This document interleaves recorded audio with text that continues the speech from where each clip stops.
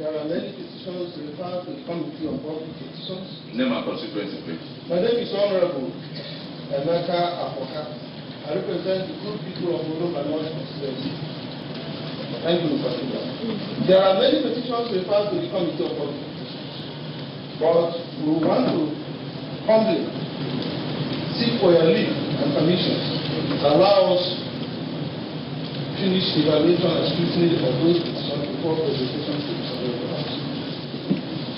I humbly ask for your kind permission. Yeah, leave granted. Thank you. Distinguished colleagues, there is no matter of urgent public importance, no personal explanation on order 9 of our order paper. We'll now move to order of the day. Deputy Majority Leader, please. Thank you, Mr. Speaker, honorable colleagues. My name remains Honorable Emeka Apoka. I represent the good people of Soludo and North constituency. Mr. Speaker, we are now on order 10, State of the Economy Address by the Governor of Anambra State. Mr. Speaker, I respectfully wish to move a motion that this House do admit Mr. Governor and the King's Courage to this hallowed chamber for him to give the State of the Economy Address. Mr. Speaker, I so move. Minority Leader, please. Thank you, Mr. Speaker. My fellow honorable colleagues, I remain right honorable across the people of policies. I stand to support the motion every moved by the Deputy Leader of this honorable House. Thank you so much. Distinguished colleagues, the Deputy Majority Leader, Honorable Emeka Apoka, just moved the motion asking for the leave of this House to allow His Excellency and his entourage into these hallowed chambers to present the 2023 budget. And that motion was seconded by the Minority Leader, Right Honorable Onyebuchi Ofo. Those in support of this motion say aye. Aye. Those against say nay. The ayes have it. Deputy Majority Leader, please can you escort His Excellency to the chambers?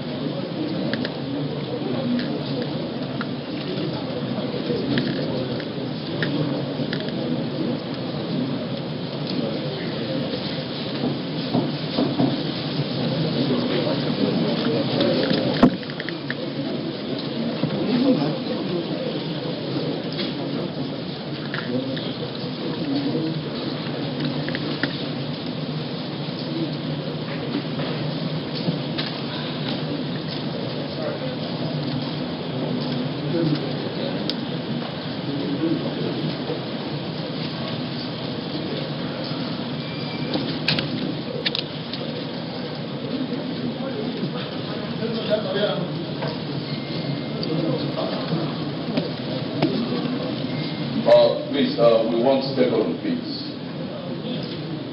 Please.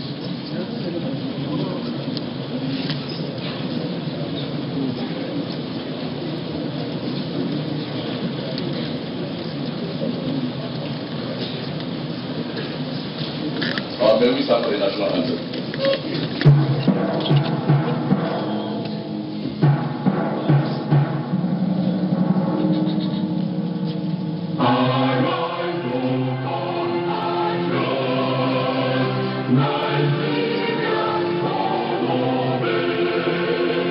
With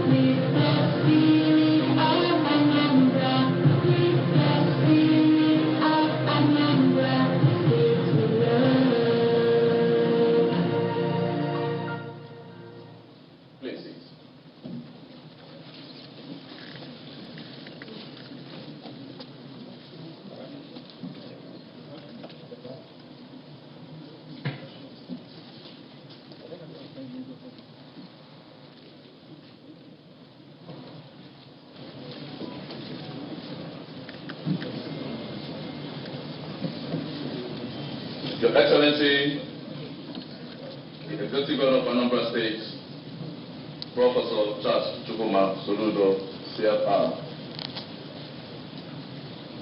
Your Excellency, the Deputy Governor of Anambra State, Dr. Onyekachi Ibezim, the Secretary to the State Government, Professor Osita Chukudobelo, the Head of Service to the State Government, Professor Mrs. Igwebe, all the members of the Executive Council here, all the commissioners, special advisors, the Obi of Onitsha, His Royal Majesty Alfred Achabe Abogili, His Royal Majesty Igwe S.I. Okafo, Ogene Okuno, His Royal Majesty Igwe A.I. Okwebe, Ogiliga Togwari, His Royal Majesty Igwe Bennett Emeka Okebo Umweri, His Royal Majesty Igwe Simeon Chidubem Abo of Umumbo, His Royal Majesty Professor Honora Muneli Igwe Ibaku, His Majesty Igwe Dr. Ben Okeji Igwe Opomasi, His Royal Majesty Igwe Emmanuel Nabife Ezota Iseke, the President Ohaneze Chief Emeka Ndedeme Odeba, the Chairman of All Progressive Ghana Alliance, Chief Sir Norbert Ubi, the Vice President Ohaneze Ndibo National, Chief Damian Okeke Ogene, I can see the member representing Dunukofia, they call it here Dunukofia, Anocha, and Ndikoka, yes, Doziem Mwampo, and also the senatorial candidate of Apuga.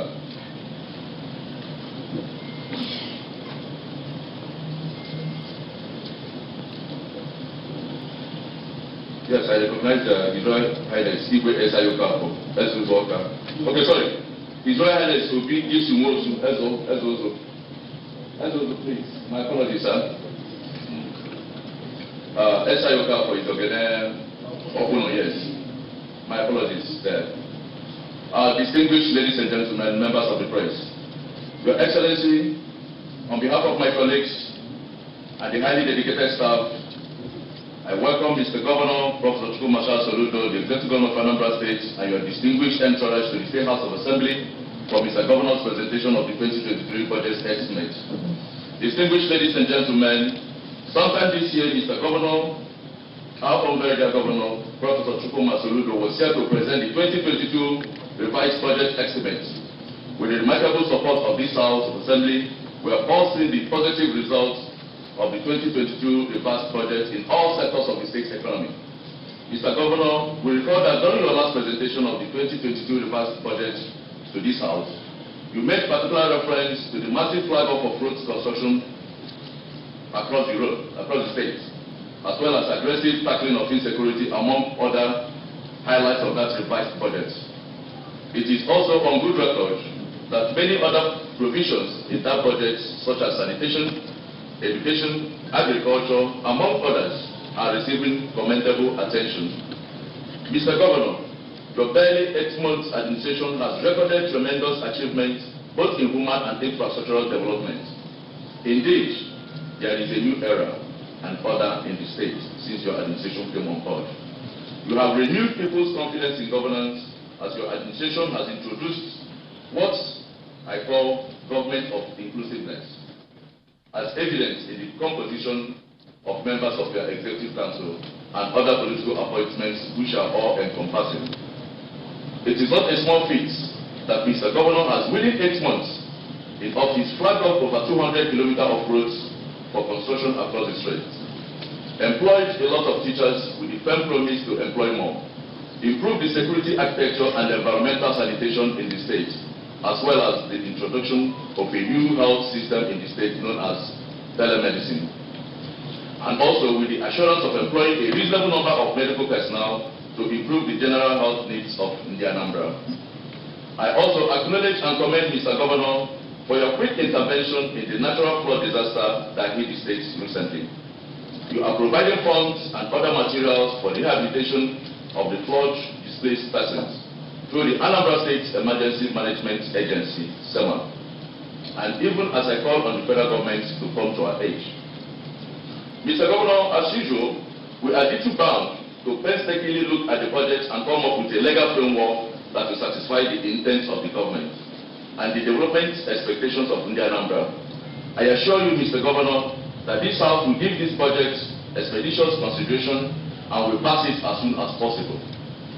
I call on various ministries and other government organs to be ready to come for the project's bilateral discussions, as the House Committee on Finance and Appropriation and other committees of the House are ever inclined to this exercise.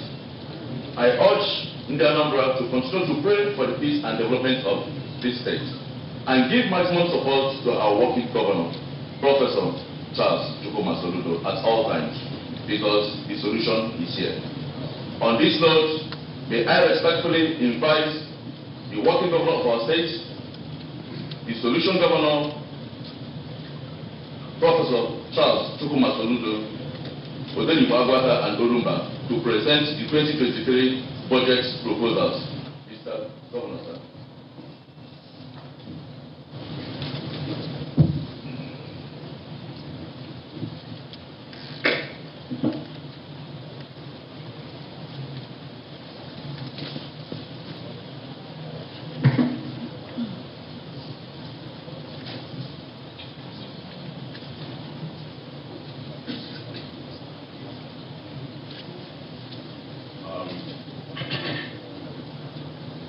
Mr. Speaker, Mr. Deputy Speaker, Majority Leader, Deputy Majority Leader,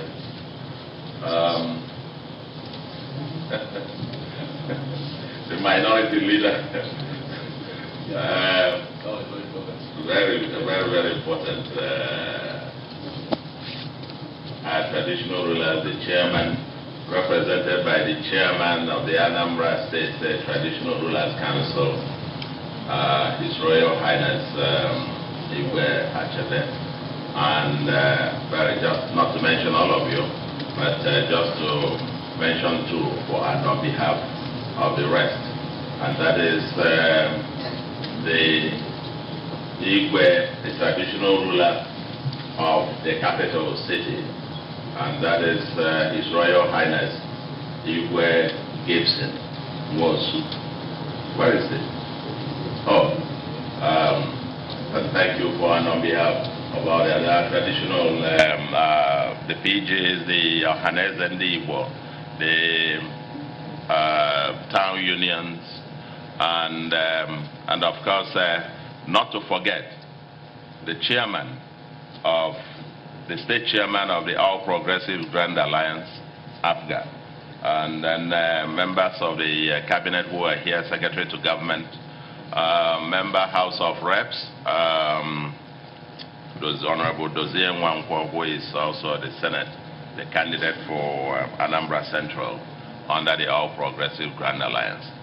Let me say, honorable members, distinguished ladies and gentlemen, Umunnem di Anambra, on May 19th, this year to be precise, I was here to present the draft revised 2022 budget entitled Taking Off from the Blocks, which this Honorable House of Assembly scrutinized and graciously passed into law.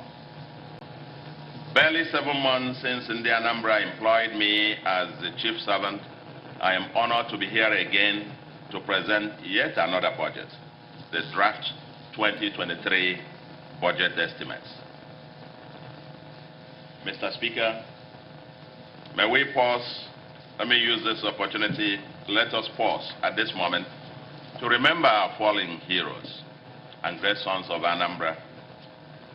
Over the past 6 months, this House, Honorable House, has lost 2 of its members and the illustrious sons of Anambra State, namely Honorable Okechukwu Okoye and his assistant, Mr. Cyril Chieboka, and Honorable Dr. Nnamdi Okafor, the SY Majority Leader. Anambra grieves with the House, and may their souls have eternal rest. We remember also our gallant security officers who paid the supreme sacrifice in the battle to take back our state from criminals. We must forge ahead to ensure that their sacrifice will never be in vain. Let me also use this opportunity to thank this Honorable House for its partnership and cooperation in pursuit of the Anambra agenda.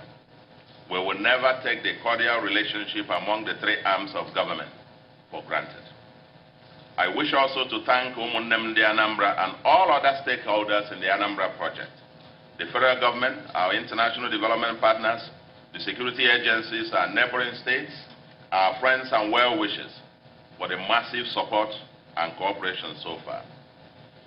Mr. Speaker, honorable members, I am presenting this draft budget in the context of a very bumpy national and international order. The war in Ukraine has caused global supply disruptions with immense consequences. Nigeria is undergoing a potentially consequential political transition.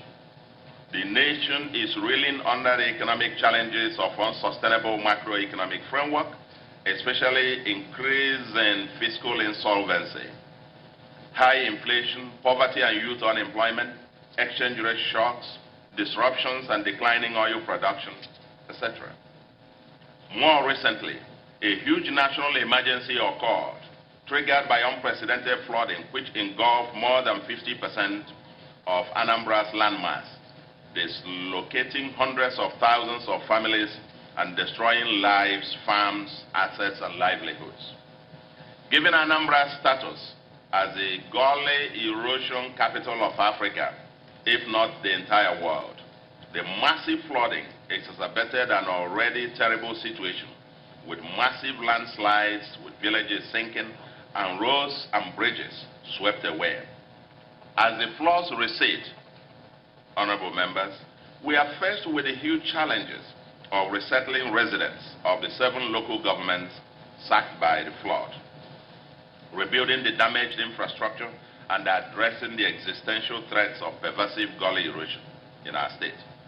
All this add to the existing challenges of insecurity and criminality, road and traffic crisis, impunity and lawlessness, especially touting, waste management and air pollution, urban blight, low fiscal revenue, and others. Daunting as the above may seem, we remain resolute and with our eyes firmly focused on the ball. As you are aware, we promise our people disruptive changes that will put us on the long-term path of sustainable transformation as embodied in our manifesto, the Soludo Solution, a People's Manifesto. Our goal is to transform Anambra into a livable and prosperous smart megacity that is the preferred destination to live, invest, learn, work, and relax and enjoy.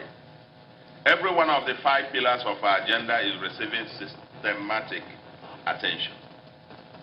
5 pillars of security, law, and order, robust economic transformation from an informal economy into a new industrial tech leisure hub, a comprehensive social agenda for a human capital bank that is productive at home and exportable abroad and leaves no one behind, transparent, prudent, and accountable governance underpinned by a new value system, and a sustainable environment through clean, green, planned, and sustainable communities, markets, and cities.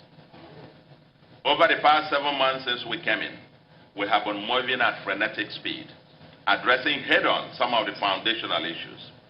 Today is not the day for presentation of our scorecard. I know we ran through quite a few. We shall do so in a few months' time during our first year anniversary. But suffice it to say, however, that so far, so good.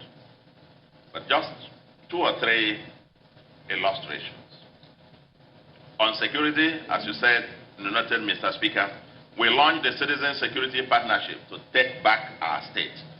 And today, the 8 local governments that were literally under the occupation of the criminals when we assumed office have been liberated. The criminals now know that Anambra has zero tolerance for criminality. Of course, it took years for them to take root. And given the lucrative nature of kidnapping and all such other vices, we don't expect them to disappear completely overnight. But our resolve to completely rid Anambra of these criminals is total. And we thank all the federal security forces, our state vigilante service, the citizens. If you see something, say something initiative, the donors to Anambra Security Trust Fund, and all the other stakeholders in partnership for their unflinching commitment. Anambra is winning, and no doubt one of the safest states in Nigeria today. We have also declared zero tolerance for touting, the Agberos, and offer to help them transit into more productive ventures. Our various enforcement teams to ensure law and order are getting better by the day.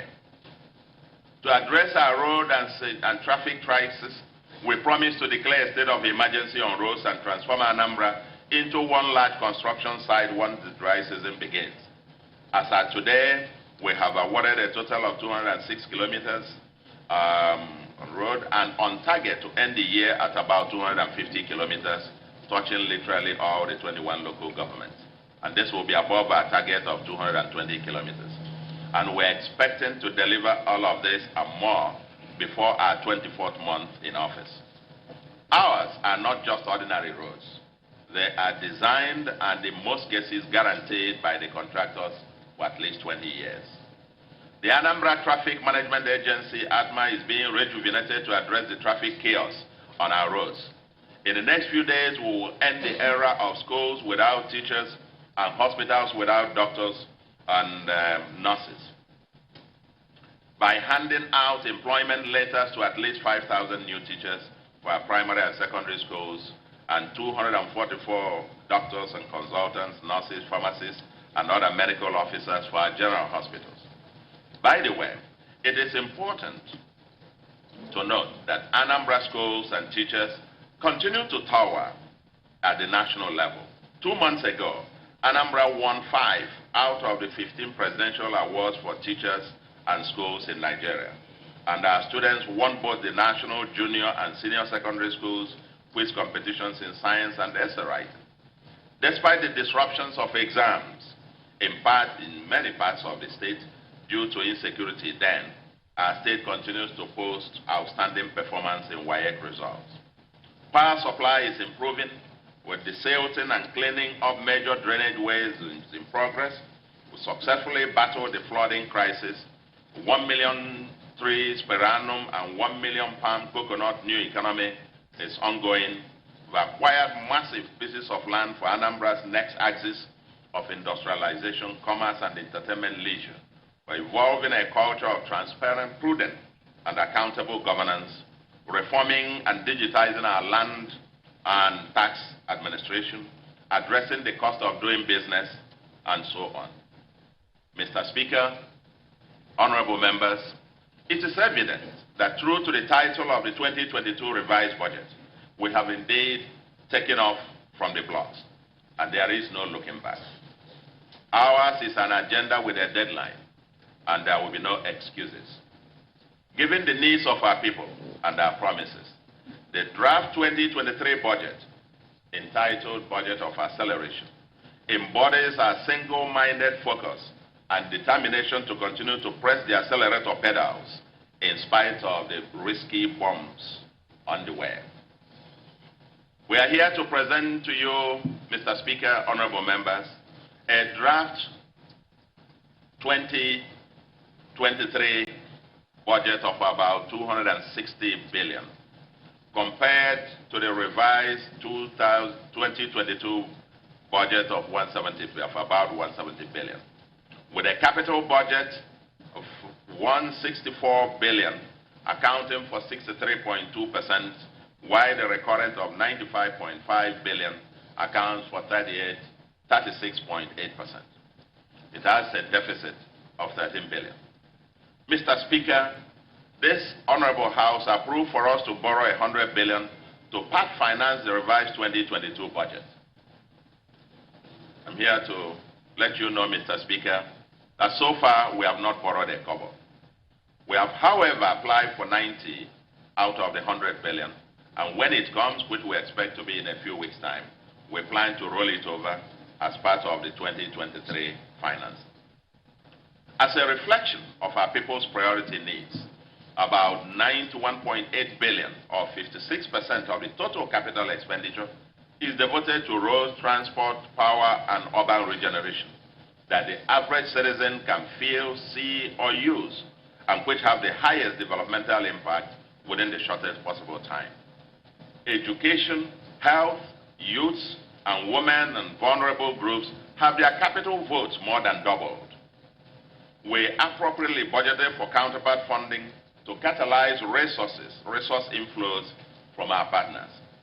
Expenditures on security remains barely unchanged in spite of increased challenges, although some enforcements for law and order will receive increased spending. We will count on the continued support of our people to augment. We plan to complete the building of the Anambra Airport within the 2023 fiscal year. A major emphasis is placed on the environment. That's erosion control, desilting, major drainage ways, tree planting, beautification, urban regeneration, preparations for emergency responses for the future, etc. We will soon come back to you with a draft legislation to engender collective action to addressing the systemic threat of gully erosion. Our palm and coconut revolution continues to receive priority. The budget makes very bold statements towards Anambra as an industrial entertainment leisure hub, as well as in mainstreaming sports development and everything technology and technology everywhere. We are reinventing government towards e-governance. The judiciary is a critical arm of government, and the rule of law and speedy dispensation of justice constitute fundamental drivers of our transformation agenda. And of course, our House of Assembly is appropriately prioritized. Mr. Speaker, honorable members, the critical productive partnerships will be important to execute the 2023 budget and maximize value for our people. The partnership of the federal government and its agencies, our international development partners, the private sector, the Anambra everywhere, the House of Assembly, judiciary, as well as local government and community administrations in the state will be imperative. A major policy thrust of this administration is to seek and promote active partnership with local governments and communities, attempting to transform the state from Oka alone without exploiting fully the fullest potentials of local administrations is akin to clapping with one hand. In partnership with local governments, more responsibilities and resources are being devolved to them to enable them strengthen institutions for service delivery. Their operations are also being restructured, and soon we'll be bringing for your consideration amendments to the State Independent Electoral Commission Law of 2007 as part of our preparations towards credible local government elections. Mr. Speaker, at the foundation of the Igbo society is the local community. We are committed to a fundamental transformation of the community governance institution as the true fourth tier of government. A draft community government bill will be presented to you soon, and the 2023 budget provides for matching grant scheme to incentivize communities for optimum service delivery.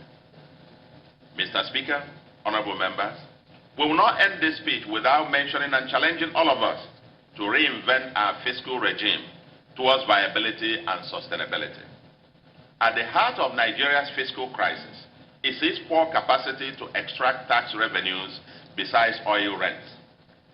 During the First Republic, as everywhere else in the world, regional and national governments depended almost solely upon taxation to deliver development.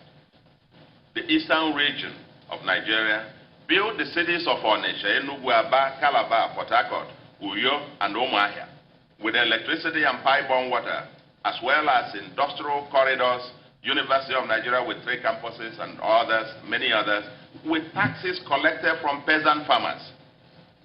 Easy rent from oil came and created a rentier culture of getting something for nothing and destroyed the incentives and the institutions for taxation. Consequently, there are about 2 generations of Nigerians who largely don't make direct connections between government spending and their personal wallets. Being manna from heaven, oil money, or what is often referred to as government money, was treated as free money. Those in government helped themselves to it, while the public cared little to hold them accountable. The social contract between citizens and government, where citizens employ or choose their leaders and surrender tax revenues to enable them provide public goods such as security, infrastructure, social services, etc., as well as hold them accountable, largely broke down. Government officers became, quote, bosses, while the citizens largely, quote, refuse or neglect to pay taxes because they don't trust the government. A vicious cycle has therefore ensued. Now that oil money is on its way out, and Nigeria increasingly has little choice but to rely on taxes to provide services to its citizens, there is the fundamental challenge of how to appropriately tax generations who do not know taxes as duty, nor trust government to use it well. In most developing countries, including much poorer, those ones much poorer than Nigeria, tax revenue as a percentage of their income or GDP is about 15 to 28%. In Nigeria, it is barely about 8%. But that's at the national level. Anambra State is probably one of the worst in Nigeria, with estimated state income or GDP of about 5.5 trillion. Our projected internally generated revenue, IGR, for 2023 is just a paltry 48 billion, or, hear this, 0.87% of our GDP. At 0.87% of our GDP or income, Anambra is probably one of the locations in the world with the least tax revenue as a proportion of income. For comparison, honorable members, Lagos State projects to generate 1.1 trillion from IGR in 2023, coming to almost about 100 billion per month, or which indeed comes to about 64% of its 1.7 trillion budget for next year.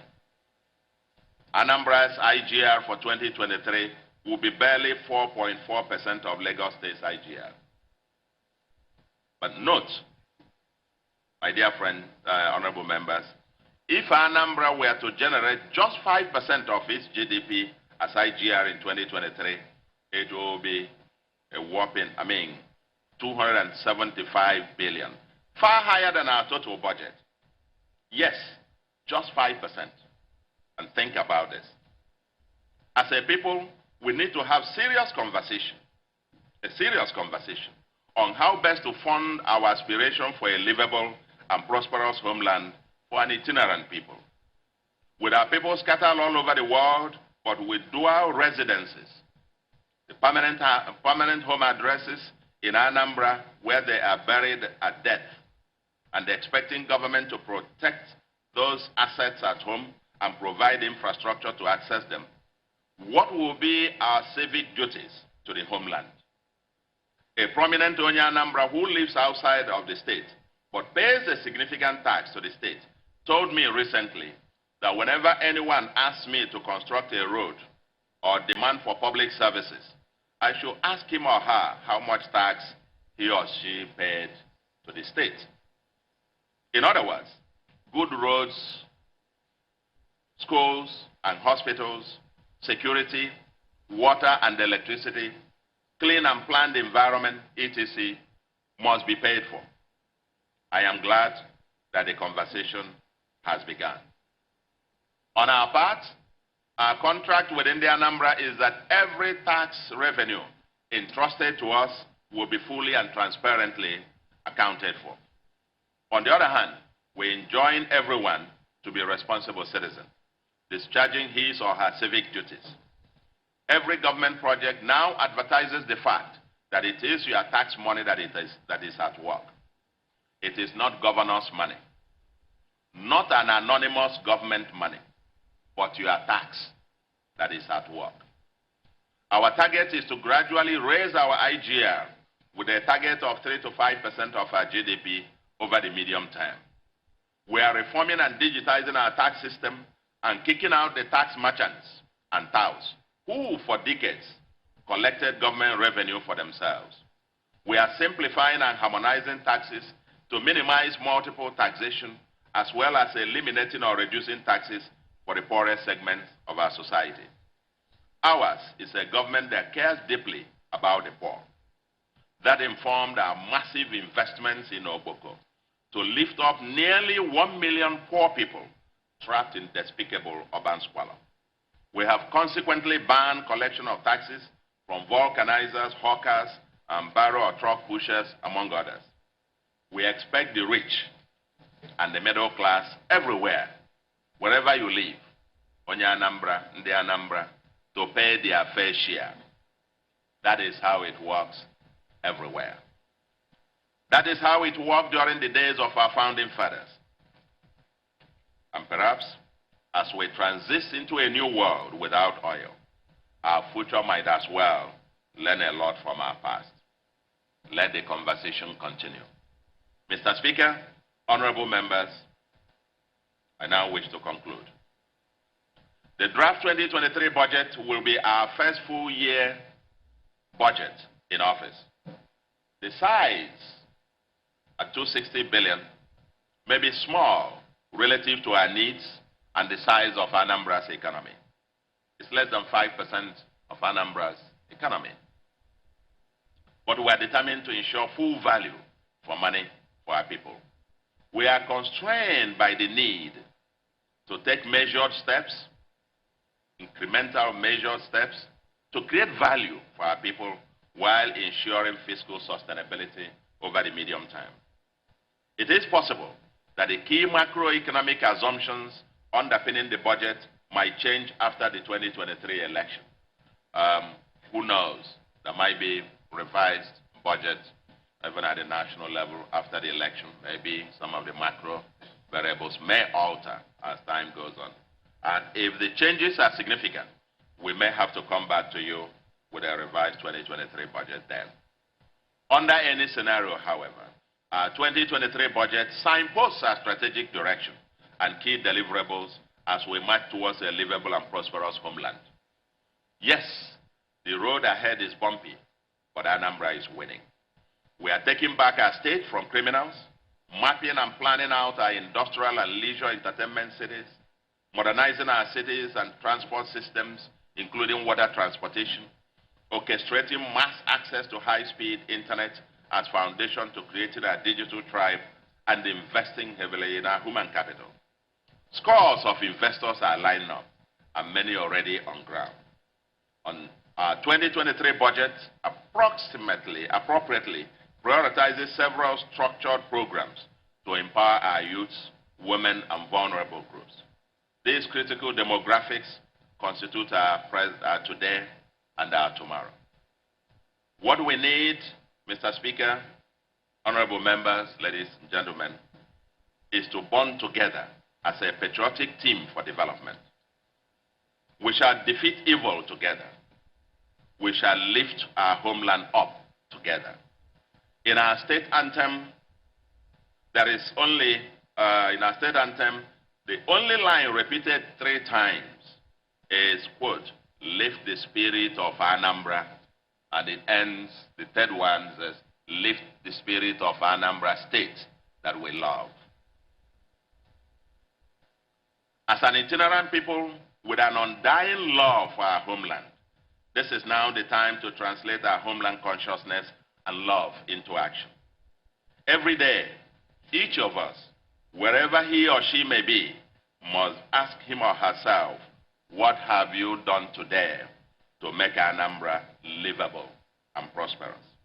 With God on our side and with all our feet together on the accelerator pedal, Anambra will soar beyond the imagination. Let's do it together. Mr. Speaker, honorable members, thank you very much. Thank you. Oh, sorry, I told you that you don't clap here. I think the protocol is quite, but I'm going to lay that out now, and maybe part of the protocol, while we're talking protocol, Mr. Speaker, just a little bit. When I heard you refer to me, Excellency, Executive Governor, let me plead that we decided to drop all those appellations of excellencies and executive governor and what I say executive, just governor. That's what is in the Constitution. And all these excellencies, I'm just Mr. Governor. Thank you very much. And now I'm going to lay and put this appropriately. Mr. Speaker, it's quite heavy. Thank you. Okay. Yes, Mr. Governor is going to lay the budget before us.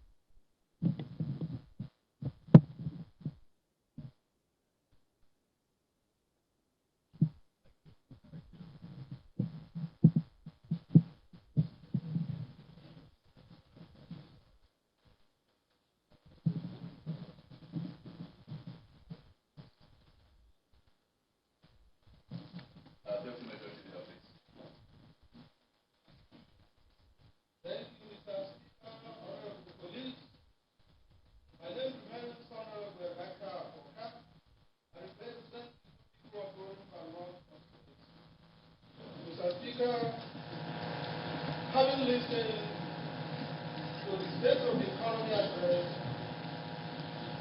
by Mr. Governor, the Governor of Anambra State, Professor Thomas,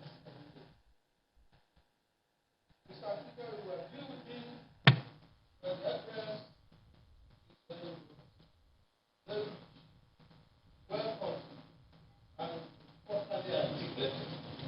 The address captured position of Anambra. It shows that Anambra is on the right path. It shows that the governor has a clear vision to restore the unity of Anambra.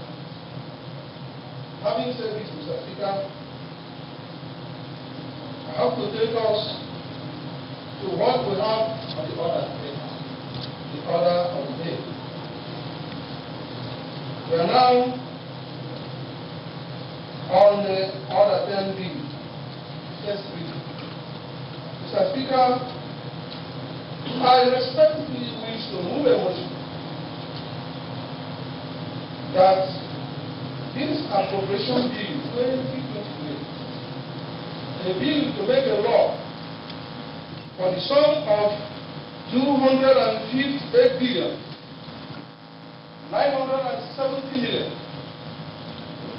175,905 naira for the services of the government of Anambra State of Nigeria for the year ending 31st December 2023 and for connected purposes to be read for the first time on this hallowed chamber. I so move, Mr. Speaker. Thank you. Minority Leader.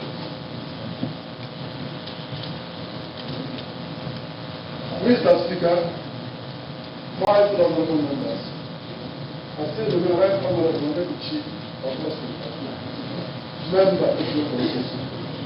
Mr. Speaker, I don't have the motion to remove that the leader of the majority. My right to submit to the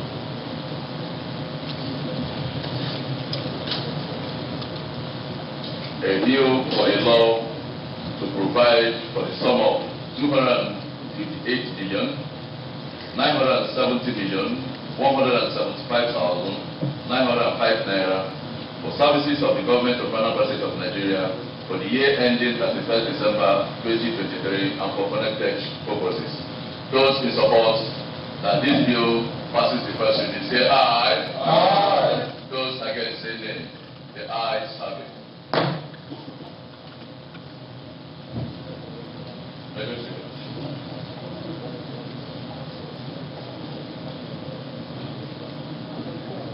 Thank you, Mr. Speaker, my dear very honorable colleagues. Sorry, hold on, sorry. Just hold on, please. Oh. Madam Clerk. A bill for a law to provide for the sum of 258,975,405 naira for services of the government of Anambra State of Nigeria for the year ending 31st December 2023 and for granted purposes. First reading, Mr. Speaker. Thank you, Madam Clerk. A bill for a law to provide for the sum of 258,917,175,905 naira for services of the government of Anambra State of Nigeria for the year ending 31st December 2023 and for connected purposes. First reading, taking and passing. Thank you. Thank you, Mr. Speaker, honorable colleagues. My name is Honorable Rebecca Boka.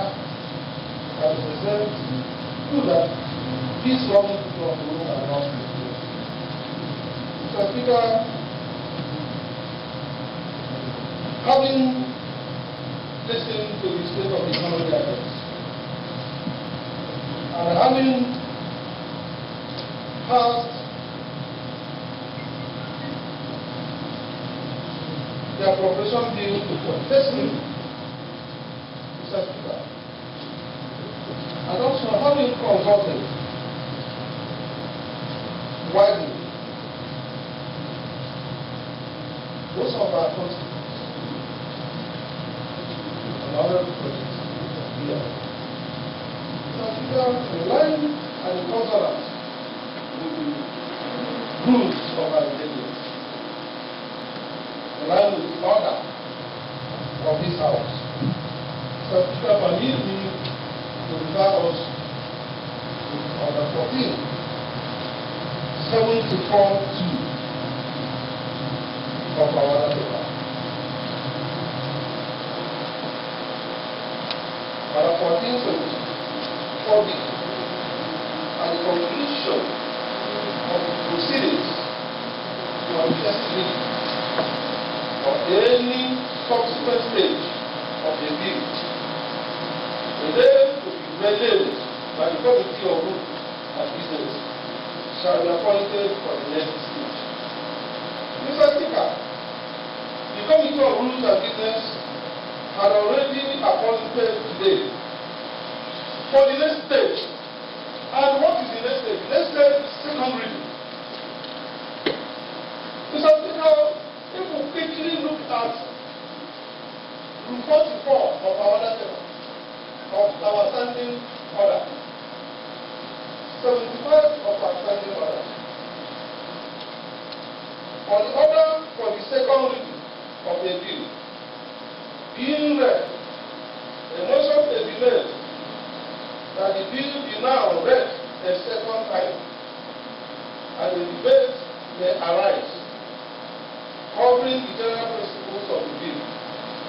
Mr. Speaker, my wonderful colleagues, in consonance and in compliance with the Constitution of Federal Republic of Nigeria, Mr. Governor, the Governor of Anambra State has complied with Section 112 of 1999 Constitution of the Federal Republic of Nigeria by laying before us the appropriation, the budget estimate for 2023.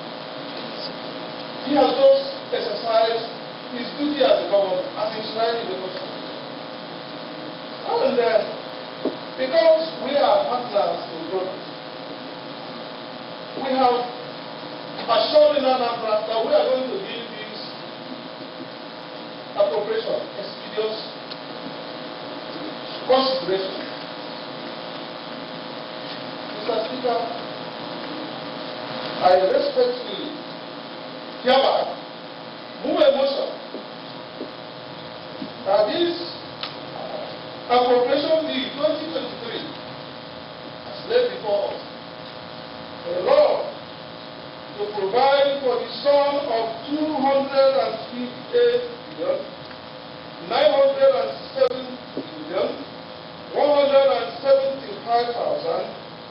258,977,175,905 naira for the services of the government of Anambra State of Nigeria for the year ending 31st December 2023 and for connected purposes be raised for the second time in this hallowed chamber. I so move, Mr. Speaker. Thank you. Thank you. Mr. Speaker, my honorable colleagues, I still remain right honorable on the chief of our state, as chief of the political consensus. I'm standing to swear the motion, every move and a half, established hallowed chamber. Thank you so much. Thank you. Distinguished colleagues, in view, the motion has been moved by the Deputy Majority Leader that this bill be considered for second reading, and that motion was second reading. Point of order. Point of order. Order to say. Okay.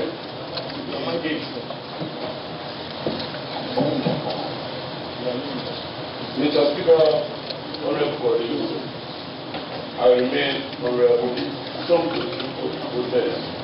member representing Obama 2. Mr. Speaker, it is very essential that the standing order of these hallowed chambers must be respected at any point in time. Mr. Speaker, Order 1488. Mr. Speaker, if you permit me, I'll read 881 and 882. Do I have permission to read, Mr. Speaker? Yes, please. Yeah. 881 says, during each year, there shall be introduced into the House an appropriation bill which shall contain the estimated financial requirement for expenditure on revenue account on all the services of the government for succeeding financial year. The details of the financial year shall be contained in estimates which shall be presented at the same time. This is what Mr. Governor have done today. 882. On presentation, the bill shall be deemed have been read the next time, and a date be fixed for commencement of a second read. Mr. Speaker, in the same 4474 which our honorable Deputy Majority Leader cited, Mr. Speaker, it says,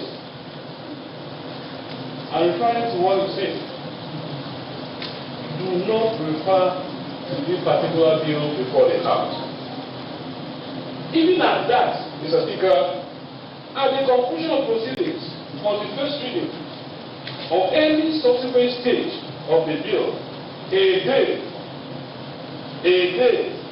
to be named by the committee. Today, Mr. Speaker,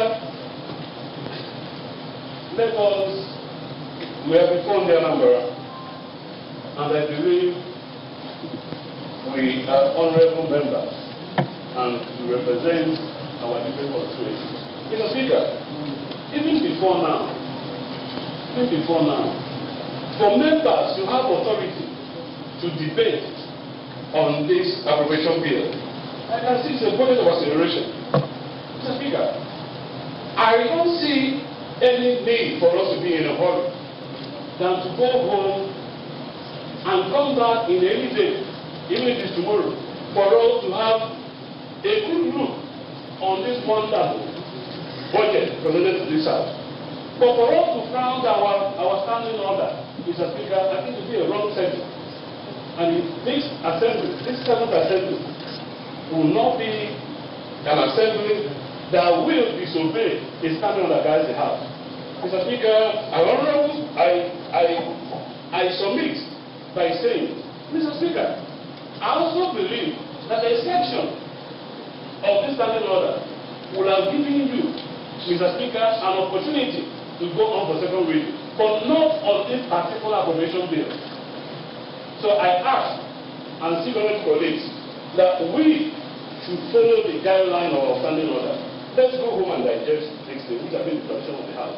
Then by tomorrow, or early next week, we'll come back and do the justice to it. I submit, Mr. Speaker. Mr. Speaker, clarification. Thank you. No, hold on, please. No, hold on, please. Deputy Majority Leader. You see, this is the beauty of legislature. You know, I love what is going on. You know, debate, people pouring out their, what they call it, their experience and expertise in legislative business. You know, some of you that are contesting for election should be very, very careful because, you know, most people out there would like to come in and replace your seat because of what you are exhibiting, which is very wonderful expertise. You see, let me put this in this way slightly. What the rule says, which the Deputy Majority Leader read, says the rules of business will set a date and a day, right? And you know the minority will concord to that. If at the wisdom of the Deputy Majority Leader, who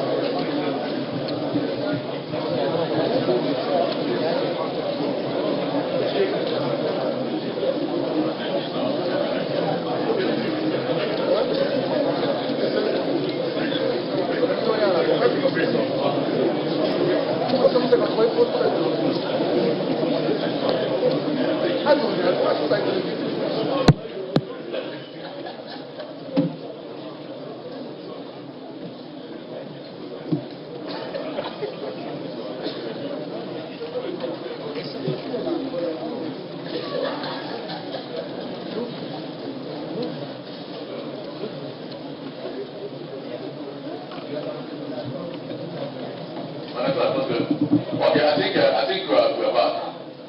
I think we're back. Just calm down, please. Just calm down. Just calm down. What I will say will guide us. Please, Mr. Speaker, protect me. Deputy Majority Leader, please, can you sit down? Deputy Majority Leader, please, can you sit down, please? Sit down, please. I am please sit down. Honorable PT Leader, please. Thank you, Mr. Speaker. Mr. Speaker, I write very reasonably. PT Leader to talk at truth. I write very reasonably to address this question. Okay. Without any simulation. Mr. Speaker, predicating on what the Deputy Majority Leader demonstrated from our other book and even Nigerian Constitution, Mr. Speaker, is very clear. Mr. Speaker, and even in support of that, adding an addendum to what you already said. go to order, and I pray the indulgence to go to order 74.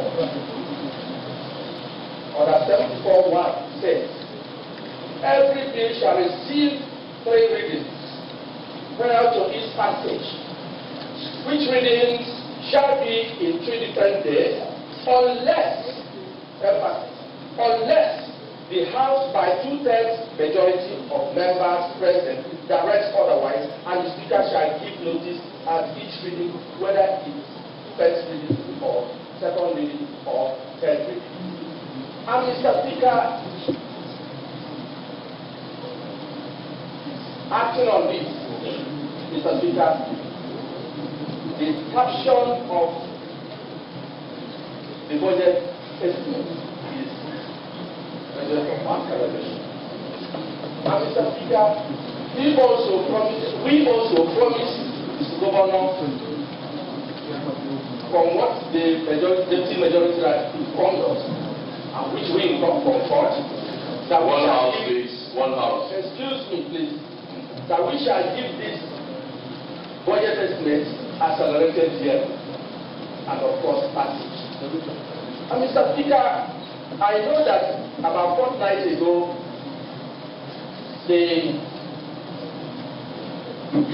this medium-term budget framework was presented.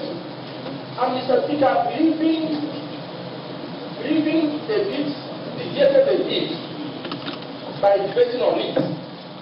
We never, for my 7 years plus in this Kano chambers, we never debated on MPEL.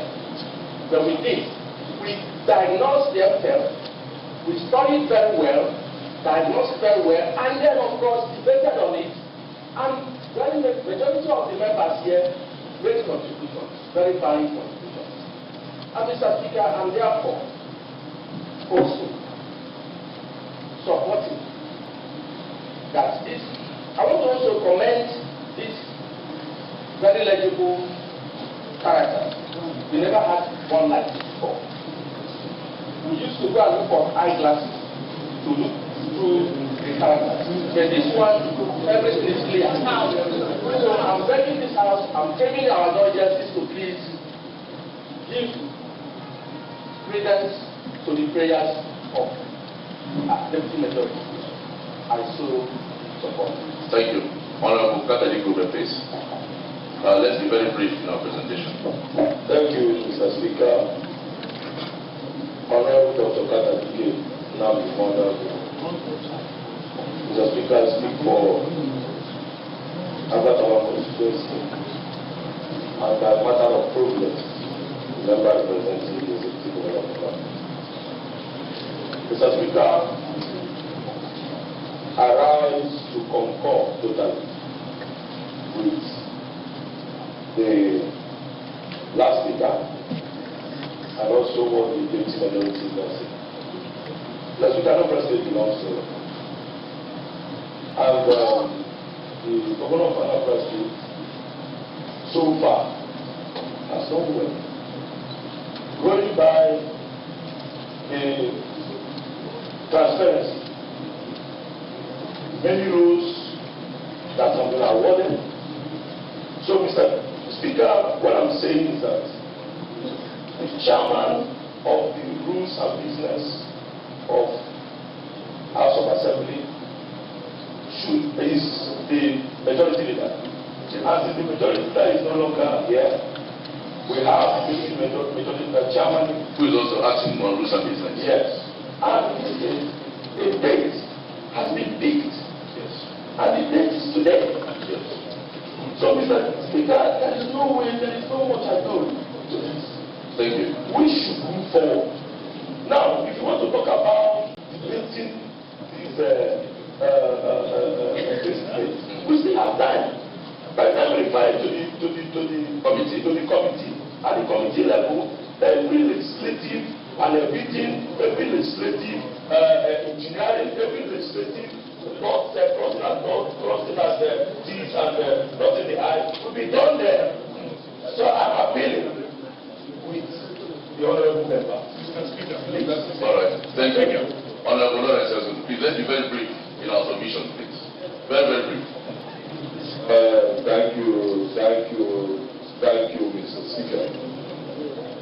Mr. Speaker, my name is Honorable Lawrence speaking for the good people of good culture and social people. Mr. Speaker, I rise on two issues. One, Mr. Governor has rightfully so presented a draft estimate, which is his duty to do that, and he's done so wonderfully well. Mr. Speaker, I thought a motion ought to have been moved to allow the visitor out, so we can proceed with the order of the day. So I don't first and foremost, Mr. Speaker, to move a motion. To move a motion, if my motion gets seconded, so we can allow Mr. Moore. Then I will now move on this point that is on the floor. So, Mr. Speaker, I want to move a motion that we. Mr. Speaker, point of order. Mr. Speaker, point of order. One house. One house, please. One house. Please. One house. Honorable Edodu. Thank you. The job you want to do now is the job of the deputy majority leader, and it is not proper for you to do that. Thank you. I proceed. So please, can you see it? No, I proceed on. I said I rose on two issues. I want now to discuss on the matter now. Okay. Mr. Speaker, we should not. There's so much ado about it. We must not confuse ourselves. Okay. Mr. Speaker, permit me to speak in our language. Okay, I don't know the way. Mr. Speaker, draft estimate of 600 and something pages, Mr. Speaker. This draft estimate was presented today. And the deputy majority leader is calling for a debate. Mr. Speaker, who is calling who? He's calling for second reading, Mr. Speaker. Thereafter the second reading, he will be sent to committee, which some of us are not members of this committee. This is the only opportunity. And for us to engage in proper debate on this bill, we have to go page by page.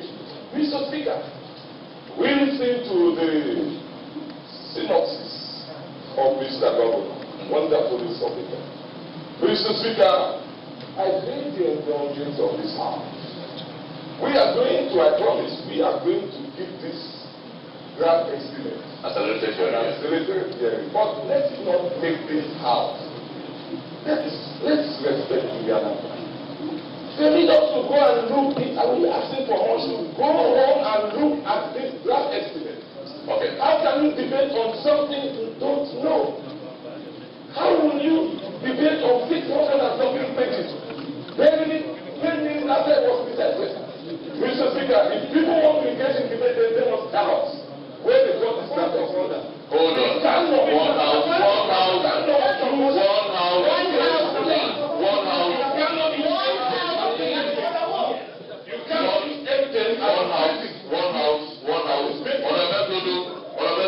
You have the floor. I want you to base your argument on the topic of discussion. Exactly. If you say, hold on, if you are not comfortable with the motion, just go straight and say it, then allow other people to talk. We don't have enough time, please. Mr. Speaker, I think you should protect me. I've protected you. Thank you. Let me fire on. So you are not comfortable with the second reading going today, right? You don't need to adulterate more. You just mentioned it now because it's still an Okay, I think I should allow other people to go. And my point is, this bill, on no circumstances, must be delivered today. I Thank think you. figures. Thank you. Thank you. Noted. Honorable Meneka, please. After Meneka, please. The deputy speaker, please. After Meneka, please. Yeah, thank you, Mr. Speaker. Yes. Thank you, Mr. Speaker, for the introduction. I remember your notice at risk, Meneka. I represent the Peace Government People of Anambra East, and by the special grace of God, the chairman of the House Committee on Finance and Appropriation. Mr. Speaker, I am comfortable with the pros and cons, opposition and support going on in this House. It's the beauty of the legislature and the beauty of democracy. Mr. Speaker, this is not an issue. This is not an issue. I've listened to the standing rules of this Honorable House as cited by the Deputy Majority Leader and the counter coming from the Deputy Minority Leader is a very experienced, legislative chairman as committee on public accounts. But Mr. Speaker, I want to raise this Honorable House. I believe in this House. And I believe in what we've done in the past. And I believe in the budget we've also passed in this House. And if we're lawmakers and constitutional lawmakers, we will recall that as lawmakers, the Constitution of the Federal Republic of Nigeria provides that we honorable members have the powers to regulate our own proceedings. Sure. And regulation of that procedure supersedes our standing rule. But without discountenance or disregarding our standing rules, Mr. Speaker, I also want to make reference to Order 74 of this standing rule, which provides that every bill shall receive 2 readings prior to its passage, which readings shall be in 3 different days, unless, that's the caveat, the House by 2/3 majority of members present, direct, otherwise, and the Speaker shall give notice addition. So, Mr. Speaker, invoke the Section 74 and the constitutional rule of the 1999 Constitution of the Federal Republic of Nigeria as amended. Call for 2/3 majority. Call for support. Let us move forward. We've listened to the governor, and we have before us the document, just like Soludo said. During the consideration, it's expected that we have the appropriation bill before us, under the principles of budget, where you can talk about the debate and final passage. Do not forget that these honorable House graciously approved the medium-term expenditure framework where the budget was derived. So, how are we talking about? The fundamentals are there, the sectorial allocations are there, and just like the governor said, we are aware of it. I've seen some loans being flagged up. We approved the loan, and the governor just told us that the loan is yet to assess, and that loan is part of the 2023 budget. So what are we debating? It is here, and we have it. What we need to do in order to dissect this is to come back at the committee, our committee, my committee, and give it a thorough dissection, and come up with a better document, of course, just like you said, to accelerate development in another state. We don't have time. Thank you. Thank you. Distinguished colleagues, members of the press, one house please. Like I said earlier, this is the duty of the legislature, and order overruled, please. This is the duty of legislature. The speaker can be talking and I'm saying point of order. Calm down, let me talk. We have a house rule here, and what the house rule says, House Rule 1474. Every bill shall receive 3 readings prior to its passage, which reading shall be in 3 different days, unless the House by 2/3 majority of members present directs otherwise, and the Speaker shall give notice at each reading, whether it is first, second, or third. Those in support that this second reading be carried out today say aye. Aye. Those against say nay.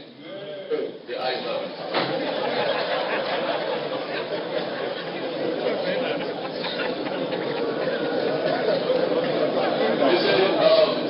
I sincerely speaking, I love what is happening. Your Excellency, you can see the crop of intelligent, smart, well-grounded legislators that our state is providing. Most people might look at this and say, what is going on here? We just want to tell you people, the stuff the state 7th Assembly is made of. And you can see everybody is arguing from point of constitution. They're driving their arguments, referencing the constitution, our standing order of the House. So I'm quite sure, and like His Excellency did mention during his presentation, that he appreciates State 7th Assembly for what we are doing. So I sincerely thank my colleague for making this session a very robust and interesting one. Deputy Majority Leader, please. Move a motion for second reading. Oh, thank you, Mr. Speaker, my honorable colleagues. My name is representing the people of Yoruba and North of the state. Mr. Speaker, you can see that I am happy making progress. We have exercised our legislative duties this morning, the rules of debate, those who believe and those who do not believe. That is the rule. That is the rules of engagement. Mr. Speaker, I want to thank all the honorable colleagues here, my relevant colleagues, even those that oppose the motion and those that support the motion. We have all done well. We have all done well. That is the beauty of our legislation. And democracy. And democracy. Mr. Speaker, having appreciated all of us here for the wonderful debate on the House. Mr. Speaker, let me go ahead and reiterate that a law to provide for the sum of 258 billion, 970 million, 175,905 naira for the services of the government of Anambra State of Nigeria for the year ending 31st December 2023 and for related purposes be read for the second time in this hallowed chamber. Mr. Speaker, I so move. Thank you. Honorable Minority Leader, please. Mr. Speaker, my fellow honorable colleagues, Right Honorable Onyebuchi Augustine is still my name. And still speaking for Ekuzo constituency, I stand to second the motion ably moved by the Deputy Leader of Majority. Thank you. Thank you. A bill for a law to provide for the sum of 258 billion, 970 million, 175,905 naira for services of government of Anambra State of Nigeria for the year ending 31st December 2023 and for connected purposes. Those in support that this bill passes the second reading, say aye. Aye. Those against say nay. The ayes have it. Madam Clerk. A bill for a law to provide for the sum of 258 billion, 970 million, 175,905 naira for services of the government of Anambra State of Nigeria for the year ending 31st December 2023 and for connected purposes. Second reading, Mr. Speaker.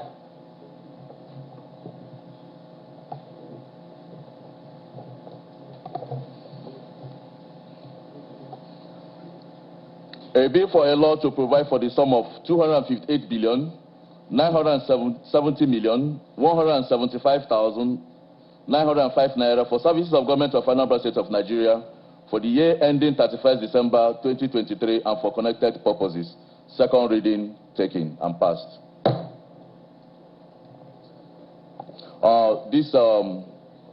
This bill will be forwarded to the House Committee on Finance and Appropriation for them to do the needful legislative work.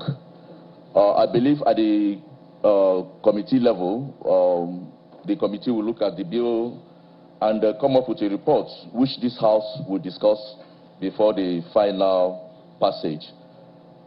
Any member that have any concern or anything to add should please forward same to the committee. Okay?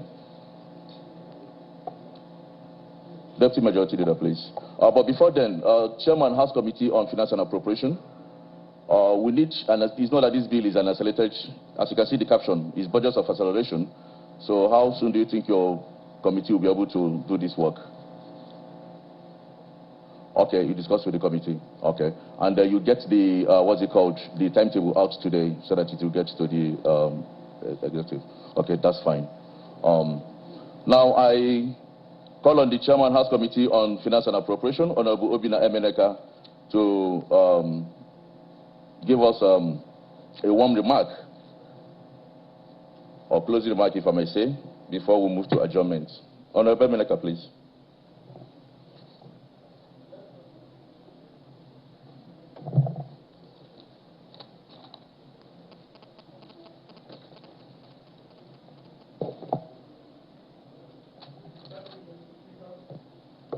Thank you, Mr. Speaker, for this wonderful opportunity.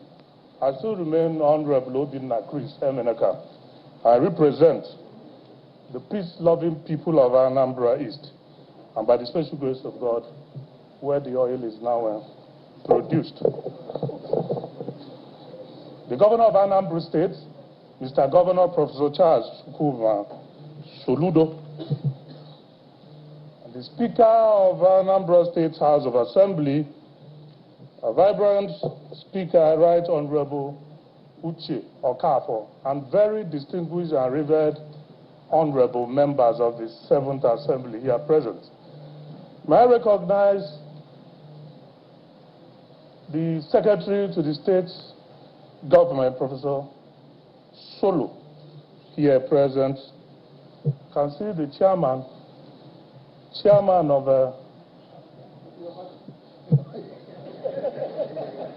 I can see a party chairman of the state. No. Not which party is that? Sir Nobat to be my father. Yeah, I said which party is he the chairman? And my mentor. Which party is he the chairman? I recognize you, Sir Nobat. Of which party? The head of service. Honorable Obinna Emeneka. Honorable Nobat Obi is the chairman of which party? Mr. Speaker, protect me now. No, don't protect him. No. Sir Nobat Obi is my father and mentor. But you mentioned he's a chairman, you can see he's still chairman of a political party. And that is what I've said, Mr. Speaker. I recognize the head of service to Anambra State, Barrister Theodore Igwebe. I can say the Chief of Staff, the Honorable Commissioner for Budget and Economic Planning, and of course, revered Honorable Commissioners here present. On the way, I recognize you, Abogidi Obi of Furniture, the Chairman of Anambra State Traditional Council, Igwe Saben Emeka, the Chairman of Anambra North Traditional Council. I recognize you. And our host, Igwe Obi Gibson Wosu, Igwe of Oka, I recognize you. And all the Igwes here, please, I want to recognize my senior colleague here present and the candidate of his party,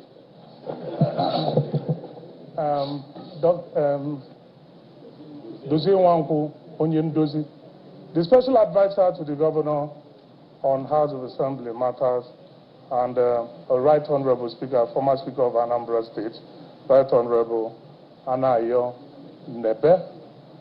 Let me recognize, I can see the Chairman of ASATU, President of ASATU, Ohaneze. I can see the MD of ABS. I can see Idu, Honorable Idu Emeka, Idu Benson Nwawulu. Please, for want of time, heads of departments, agencies, for want of time, please let me align myself with the protocol already established, Mr. Speaker. Mr. Speaker, today is a very special day and a very, memorable day. It is special because we are performing a very important function of the state government in line with Section 121. Of the 1999 Constitution of the Federal Republic of Nigeria as amended, which costs or provides that the governor is caused to lay before this House of Assembly an estimate of revenue and expenditures for the next following financial year. Mr. Speaker, today is very special and memorable, especially to me because this will be the last day, to the glory of God, I will be performing my function as the House Committee Chairman of Finance and Appropriation of this 7th Assembly, and it means a lot to me. Mr. Speaker, may I seize this opportunity to appreciate and thank the Governor of Anambra State for the timely presentation of the medium-term expenditure framework, which is in line with Section 11(1)B of the Fiscal Responsibility Act 2007. That for us to lay this draft estimate today, for us to have this function today, an MTEF must be sent to the House, not later than 4 months before the end of financial year. And to the best of my knowledge, the MTEF was submitted to this House before 31st August and graciously approved by this House of Assembly, Honorable House. Mr. Speaker, I have worked with 3 governors of the state, starting from Governor Peter Obi, Governor Willie Obiano, and today our erudite professor, Governor Soludo. And I can tell you that having chaired this committee on finance and appropriation, draft estimate, of course, for budget, I can confidently tell you that no government, just like I've always described budget presentation, can thrive, can have any meaningful development without draft estimate, without budget. And I've looked at the budget presented today before this Honorable House, and I listened carefully to the address of the governor. And I've seen a budget that is not only futuristic, that is not only a budget that will bring development to the Anambra, but a budget that is sound and well detailed. Mr. Speaker, when you're talking about budget, there are things you look out for. Just like we said a few minutes ago, talking about debate. You look at the legitimacy and functionality. You look at the sectorial allocation, and also look at funding, which the governor pointed at, and of course, gave the solution that in 2023, by special grace of God, that if the loan is assessed, and of course, when the IGR improves, then we'll begin to get these things that highlighted here implemented. Mr. Speaker, I was going through this budget, having a perusal, and I can tell you that the sectorial allocation is in conformity with allocative efficiency in budget principles. What am I saying? Of all the sectors, the economic, administrative, social, and law and order, I've seen that of the economic sector, where the capital expenditure was earmarked over 118 billion. And if you discuss it in ascending order, from economic to social sector to administrative sector, which in my own description is a budget that is systematic, a budget that is well thought out. Mr. Speaker, the beauty of the legislature, the noble role of the legislature is the monitoring and evaluation. We've seen funds allocated to this draft estimate. And we are aware of our challenges when you look at the economic and fiscal update, the fiscal strategy paper, and of course the budget policy trust. You can see the challenges, just like it was pointed out during the address of the Ukraine-Russia war, the oil theft, the insecurity, and what have you. These are challenges. The post-COVID effect that we're yet to come out from, and of course this flood that has ravaged and still ravaging our country. That alone is a serious threat. Of course, the tax is also important. So what does it call for, Mr. Speaker? It calls for responsibility. Responsibility on our own part, responsibility on the part of the Anambra, responsibility on everybody that has a role to play so that we'll get it right. Because we have a responsibility, or should have a responsibility to others that surpasses the responsibility we have ourselves, according to Professor Proch. That is what we should be looking at. Mr. Speaker, I say this with mixed feelings. When I look at this chamber, and by next year, by special grace of God, when I will be in a better place, I may not have opportunity to come and say this. Mr. Speaker, special mention must be made of people that made this house impressive, starting from Almighty God. I can't thank God enough for saving my life on 25th February. Until date, I am here. I can't thank the leadership of this House of Assembly, starting from you, Mr. Speaker, and very distinguished honorable colleagues. I will greatly miss the Committee on Finance and Appropriation. Most importantly, when we agree and disagree to give Anambra State the best budget. No wonder we've had and recorded previous transformations and waiting in favor of anticipation to record more. I am pretty happy with the caption of this budget of acceleration. And with the fundamentals I've seen in all the sectors, with the key deliverables,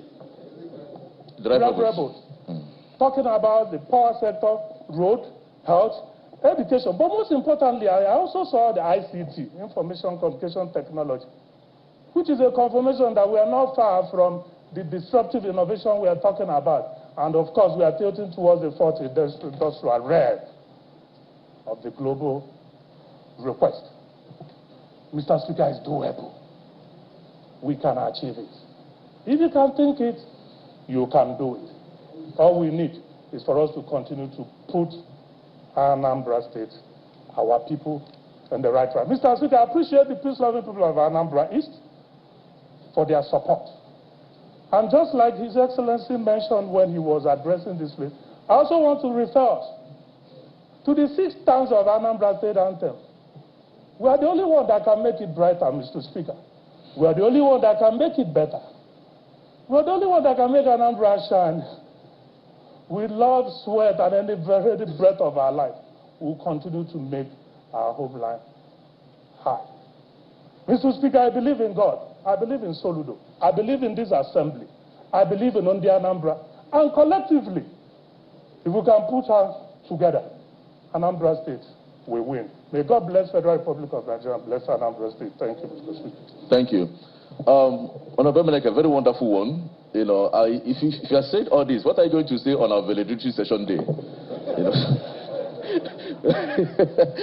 You know, because what you said was, very wonderful, very impactful, but nevertheless, thank you so much.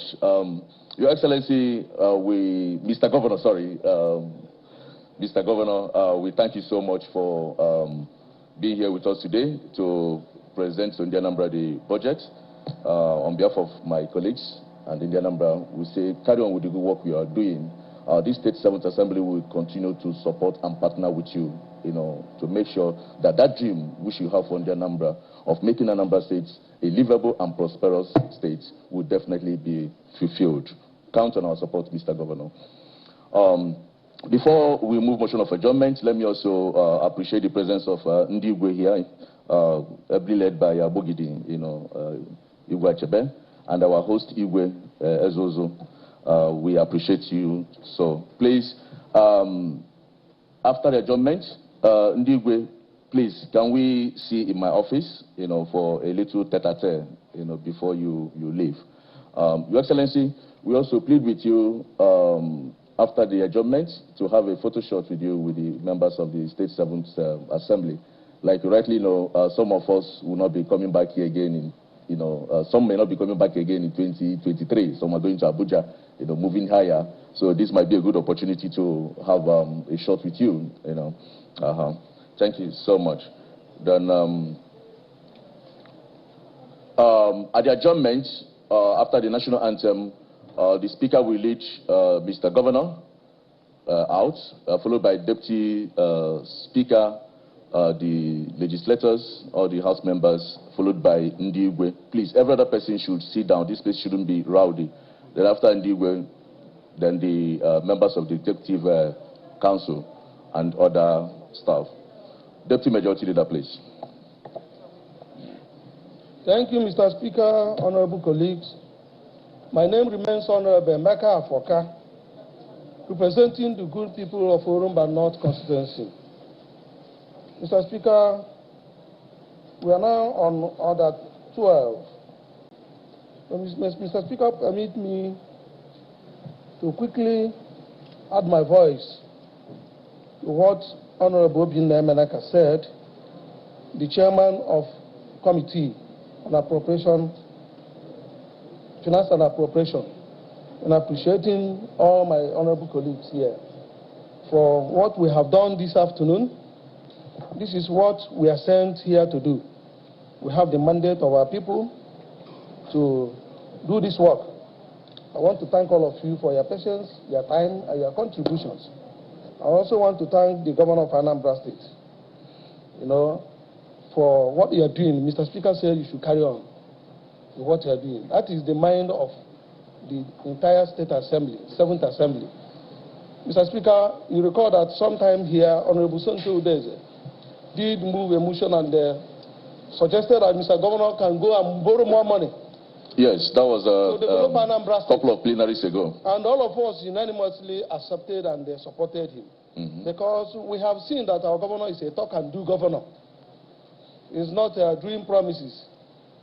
Just when he assumed office, his bold and audacious approach in tackling the existential threats of insecurity in Anambra State cannot be overemphasized. We have seen what he has done.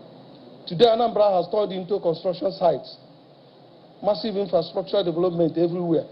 We are going to have a new government house. You see, and so many other things. Mr. Governor, Mr. Speaker said on our behalf, carry on.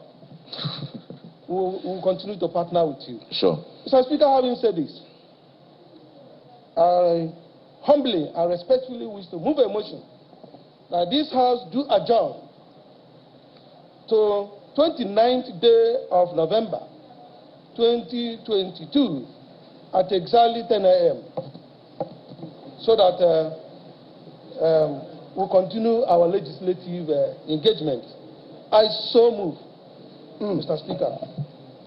Thank you. Mr. Speaker, my fellow honorable colleagues, I am Right Honorable Onyebuchi Augustine Ofo, member of the constituency. Mr. Speaker, before seconding this motion for adjournment, I want to personally, being the voice of Ekuzo constituency, to thank our Mr. Governor. Governor, yes. The Odonibo of Agwata and Orumba. By extension, Odonibo Anambra State. That Odonibo, you have done us a great favor, the Ekuzo people, by starting that road from Ozopolo, Ihembes to Opo. Because my uncle here, who is the chairman of APOGA in this state for the past 8 years now, by June we will be going. As I will believe it, we will believe it. So, Mr. Governor, there's nothing you can point out at. That has been my problem with him.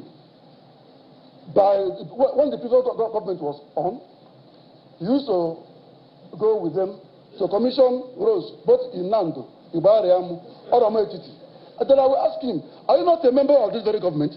Being a party chairman of a state, you also call the executive or the former governor, if I will not mention his name so that I will be free, to go to Otusigo and the commission, even 1.5 kilometers, nothing was done in my constituency. But then I was tagged a troublesome somebody. But today I'm happy that you will be alive to see Kolta pass through his house. So that you will be alive to see a third road. I mean business, so he will be alive that a road will be commissioned before him, not by going to Orometiti or other way. So I will thank you so much, and we are still expecting more. Then what? We are still expecting more.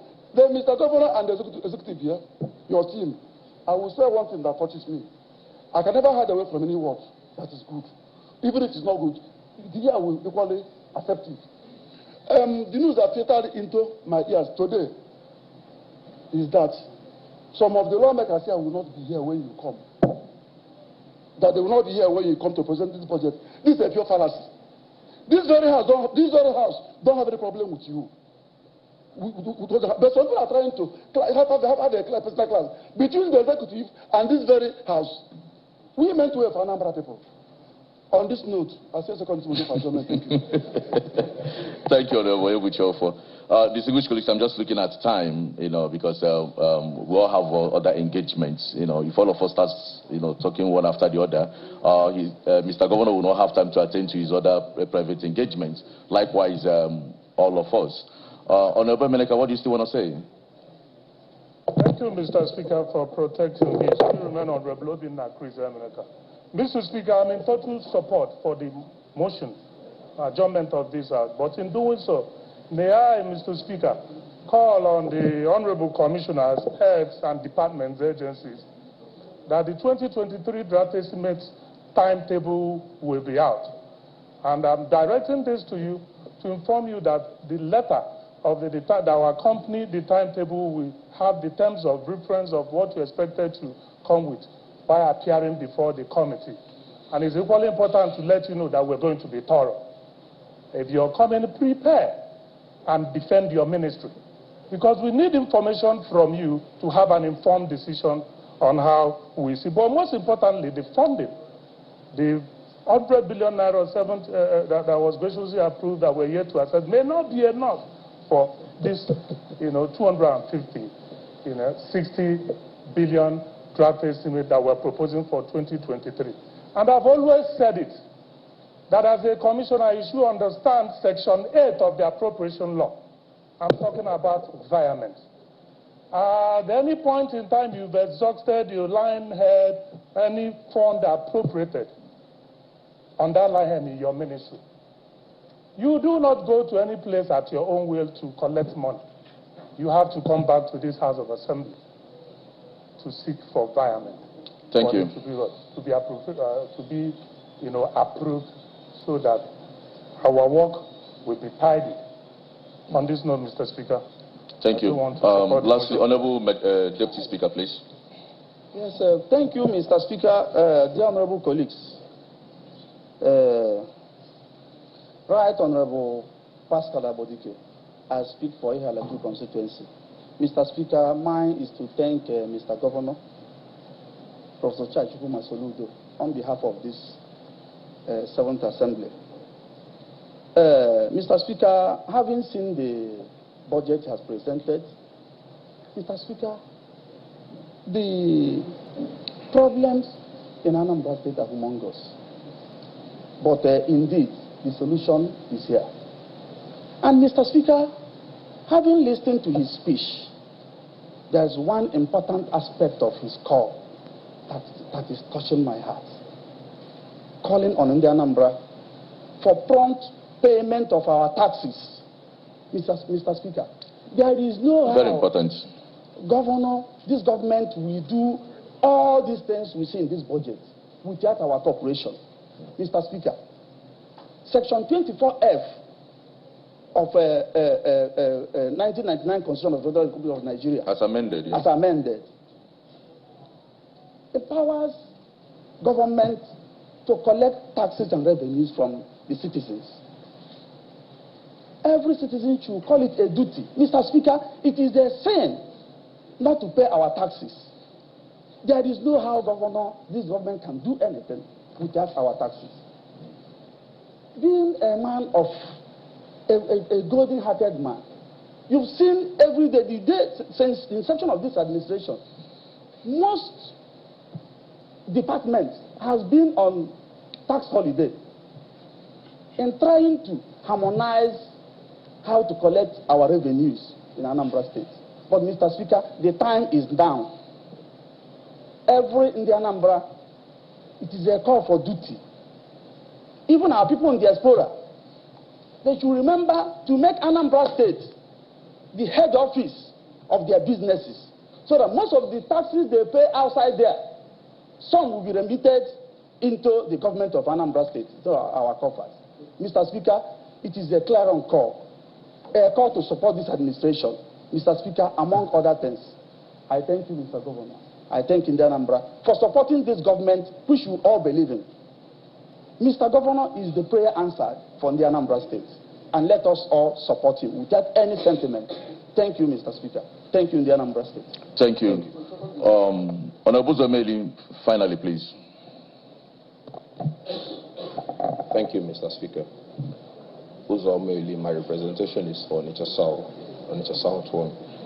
Mr. Speaker, you recall on the last adjourned date, while the plenary was ongoing, we were inundated with calls about the inferno that was happening at Obogo Market, that is a constituency where I represent.